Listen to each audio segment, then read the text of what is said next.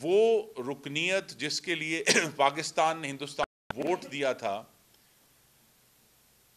قسمت یہ کہ اگست 2021 میں ہندوستان بطور عارضی رکن یو این سیکیورٹی کونسل کا سربراہ تھا۔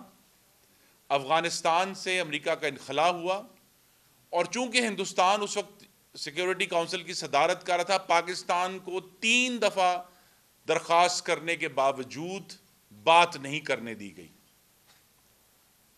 تو یہ جو بزدلانہ مصالحت ہے یہ مستقل جاری ہے۔ بالا کوٹ پر ہندوستان حملہ کرتا ہے۔ عمران خان صاحب نے کیا فرمایا نیو یارک ٹائمز کو انٹرویو دیتے ہوئے، میں انگریزی میں پڑھ دیتا ہوں تاکہ وہ یہ نہ کہیں کہ کوئی غلط کوٹ کیے۔ عمران خان صاحب نے فرمایا، mister Modi's government mission for settling the Kashmir conflict. Hindustan میں انتخابات ہونے والے تھے اور پاکستان کے وزیر اعظم نے نریندر مودی کے حق میں بیان دیا اور کہا کہ ان کی حکومت بہترین آپشن ہوگی کشمیر کا مسئلہ حل کرنے کے لیے۔ پھر وزیر اعظم کے طور پر واشنگٹن تشریف لے گئے اور یہ ہمیں بتایا کہ انہیں لگا ہے کہ وہ ورلڈ کپ جیت کر آئے ہیں۔ ٹھیک 10 دن بعد قوم کو پتہ لگا کہ کون سا ورلڈ کپ جیت کر آئے ہیں، جب ہندوستان نے کشمیر پر، جو مقبوضہ کشمیر ہے، اس پر اپنا تسلط مزید گہرا کر دیا۔ جس کو ہم بزدلانہ مصالحت کہہ رہے ہیں، وہ پاکستان کا 5 اگست 2019 کے بعد مفلوج طرز عمل ہے۔ پاکستان کی سفارت، پاکستان کی اوور آل پالیسی ہندوستان کے سامنے بے بس اور مفلوج رہی ہے۔ یہ ہے بزدلانہ مصالحت۔ ہندوستان کا ایجنٹ تو وہ ہے جس نے کلبھوشن یادو کے لیے قانون سازی کروائی قومی اسمبلی میں۔ جب سینٹ میں وہ پاس نہ ہو سکا تو دھونس اور دھاندلی سے مشترکہ اجلاس میں وہ قانون سازی کروائی گئی۔ ایجنٹ تو وہ ہیں، اور جس طریقے سے مستقل پاکستان نے ہندوستان کے آگے گھٹنے ٹیکے ہیں پچھلے 4 سال میں، اس کی مثال نہیں ملتی۔ تو کوئی بھی شخص جو ہے یہ اس سے پہلے کہ کہے کہ ہندوستان کو سب سے زیادہ فائدہ پہنچانے والا وزیر اعظم کا نام عمران خان ہے، کیونکہ ہندوستان نے کشمیر پر قبضہ کیا، پاکستان کا کوئی جواب نہیں۔ ہندوستان نے بالا کوٹ پر حملہ کیا، پاکستان کا کوئی جواب نہیں۔ اور مستقل جو پالیسی فورمز ہیں ان کے اندر پاکستان مفلوج اور بے بس نظر آیا ہے۔ اس کے بعد یہ کہنا کہ جی کوئی اداروں کے اوپر حملہ ہو رہا ہے، پہ آپ بطور وزیر اعظم نیو یارک تشریف لے جاتے ہیں اور وہاں جا کے کاؤنسل آن فارن ریلیشنز میں فرماتے ہیں the Pakistani army ISI trained Al-Qaeda and all these troops to fight in Afghanistan. There were always links between them because they trained them.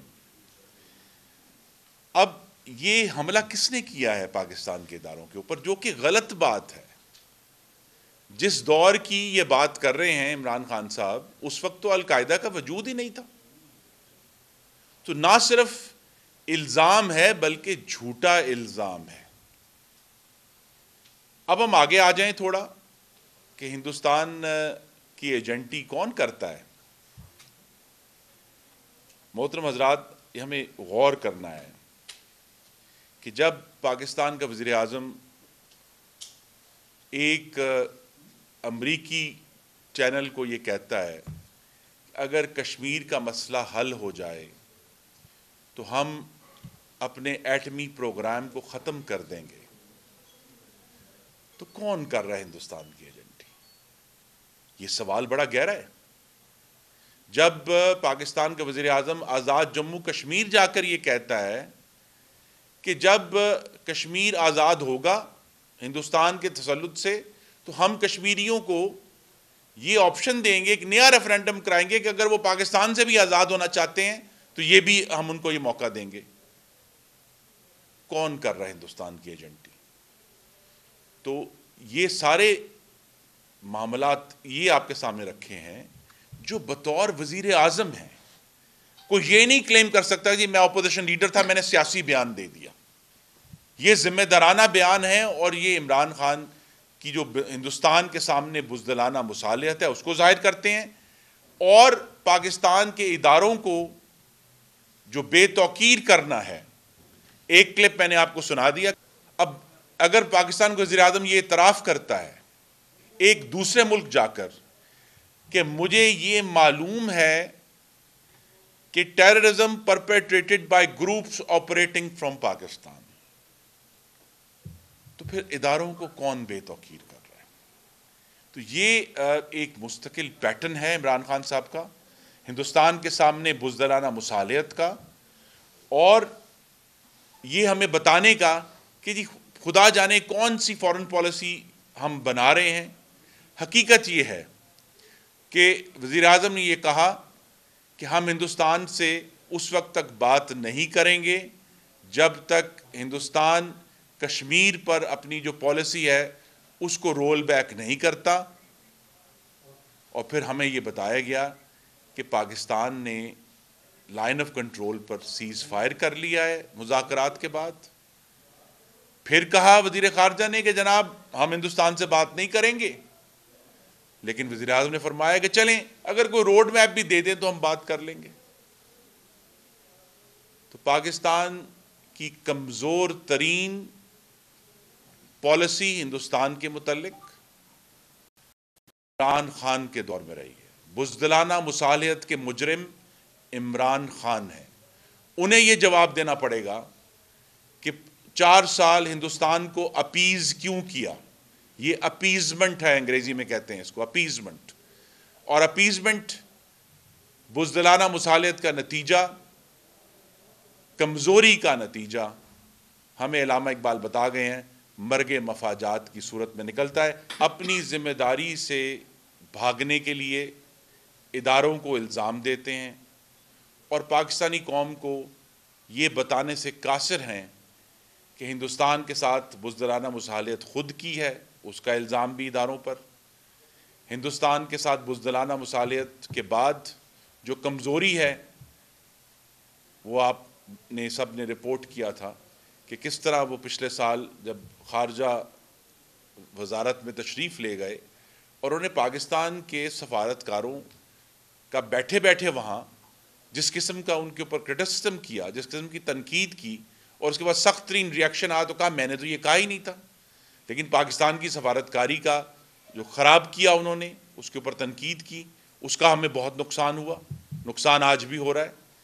تو پاکستان کے مفادات کو نقصان پہنچانا، یہ عمران خان کی 4 سال کی خارجہ پالیسی کا واحد نتیجہ یہی ہے کہ پاکستان اپنے خارجہ تعلقات میں تنہا ہوا ہے.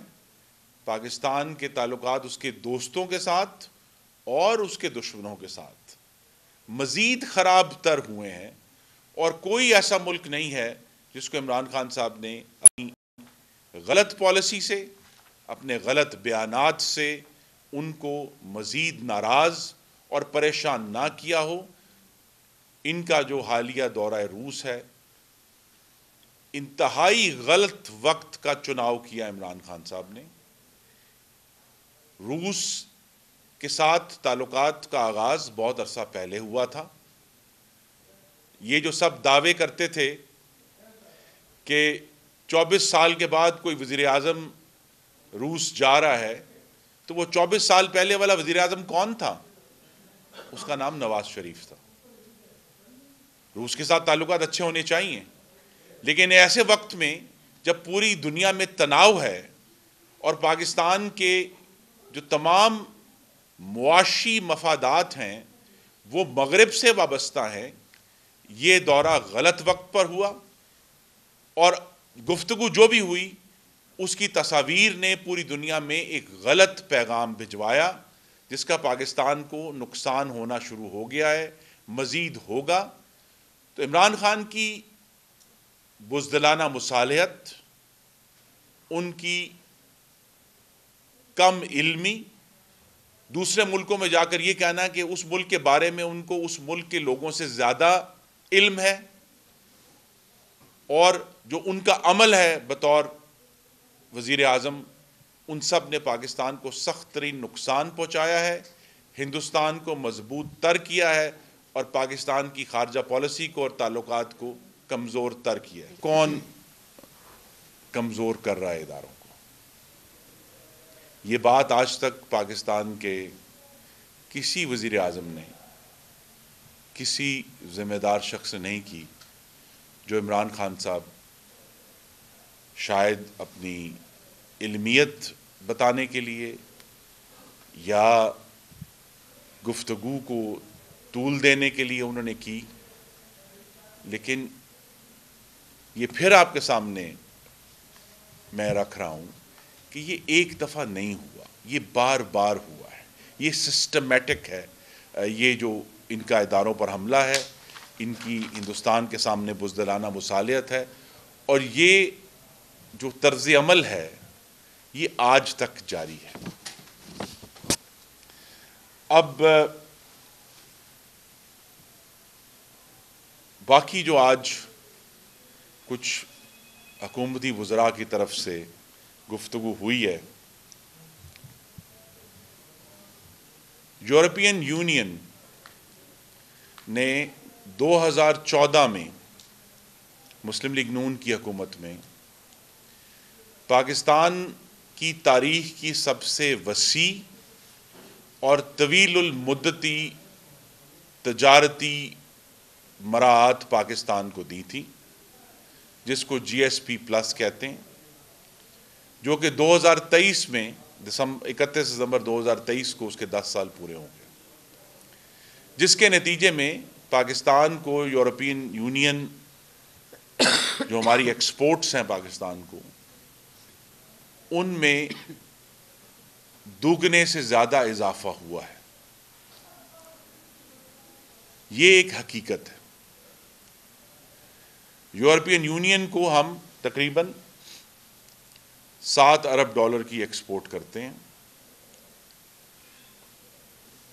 تو لہٰذا پاکستان کی ٹیکسٹائل انڈسٹری کا اس وقت جو انحصار اور دار و مدار ہے وہ بہت حد تک یورپین یونین کے ساتھ جو ہمیں جی ایس پی پلس ملا ہوا ہے، جس میں پاکستان کی جو مصنوعات ہیں ان کے اوپر زیرو ٹیکس ہے، وہ پاکستان کے لیے بہت کارآمد ثابت ہوئی ہیں، کیونکہ ہر سال ان میں اضافہ ہی ہوا ہے، کمی نہیں ہوئی۔ تو یہ کہنا کہ جی یورپین یونین کے ساتھ کوئی ہمارے اور مفادات ہیں، ان کا یہ خیال ہے کہ شاید یورپین یونین والے پاکستان کا میڈیا نہیں دیکھتے، اخباریں نہیں پڑھتے۔ یہ الزام انتہائی لغو ہے، کیونکہ کسی ایک شخص کو یہ مراعات نہیں دی گئی تھی، کسی ایک انڈسٹری کو یہ مراعات نہیں دی گئی تھی، پورے پاکستان کو مراعات دی گئی تھی، اور پھر ایک ایسے وزیر اعظم کی طرف سے جس کے اپنے بچے ملک سے باہر ہوں، یہ بات نہیں آنی چاہیے۔ ہمیں اگر ایک دوسرے پر تنقید کرنی ہے، ہم تیار ہیں، پالیسی پر ضرور بحث کریں، کہیں یہاں غلطی ہوئی یا خرابی ہوئی، لیکن پاکستان کی خارجہ پالیسی کو اپنی لغو گفتگو کا محور بنا کر بطور ہتھیار استعمال کرنا، یہ ملک دشمنی ہے۔ یاد رکھیں، میری گزارش ہے کہ آپ سیاسی طور پر جو تنقید کرنا چاہتے ہیں کریں، لیکن پاکستان کے خارجہ تعلقات کو اس میں مت گھسیٹیں، کیونکہ اس سے نقصان پورے پاکستان کا ہوگا۔ یہ بات درست ہے کہ ہمیں تمام ملکوں کے ساتھ اپنے تعلقات اچھے رکھنے، یہ بات درست ہے کہ ہندوستان ہمارا دشمن ہے، ہمیں ہر طریقے سے اپنا حربہ آزمانا ہے اس کا رستہ روکنے کے لیے، لیکن ملک کی خارجہ پالیسی جس متانت کا مطالبہ کرتی ہے، جس سوچ اور سمجھ کا مطالبہ کرتی ہے، وہ عمران خان اور اس کے وزیروں میں مفقود ہے. اور اسی وجہ سے ہم نے دیکھا ہے کہ غصے میں دی ہوئی بیانات انہوں نے پہلے چائنا کے ساتھ ہمارے تعلقات خراب کیے، پھر سعودی عرب کے ساتھ خراب کیے، پھر امریکہ کے ساتھ خراب کیے، اب یورپین یونین کے ساتھ خراب کر دیے ہیں. پاکستان کو اپنے دوستوں کو دنیا میں ڈھونڈنا پڑ رہا ہے. اور یہ جو ایشوز ہیں جن کے ذریعے بیرون ملک کا نام لے کر پاکستان کی اندرونی سیاست میں گھسیٹا جاتا ہے، ہم ایک دوسرے کی خارجہ پالیسی پہ ضرور تنقید کر سکتے ہیں، لیکن یہ کہنا کہ جی کسی کا کوئی تعلق ہے جس کے بچے باہر ہوں، اس سے زیادہ گہرا تعلق کیا ہو سکتا ہے اس ملک میں؟ تو یہ میں پھر استدعا کروں گا کہ خاندانوں کو، بچوں کو، خواتین کو اس سارے معاملے میں گھسیٹا نہ جائے. پہلے ہی عمران خان نے جو کنٹینر کے اوپر ایک پاکستان کی سیاست کو تباہ کرنے کا جو مشن شروع کیا تھا، اس کی وجہ سے پاکستان کی سیاست میں سخت ترین تلخی، بد تہذیبی اور خرابی آ چکی ہے. اس کو مزید مت بڑھائیں. سبسکرائب کریں اور بیل دبائیں تاکہ کوئی خبر رہ نہ جائے.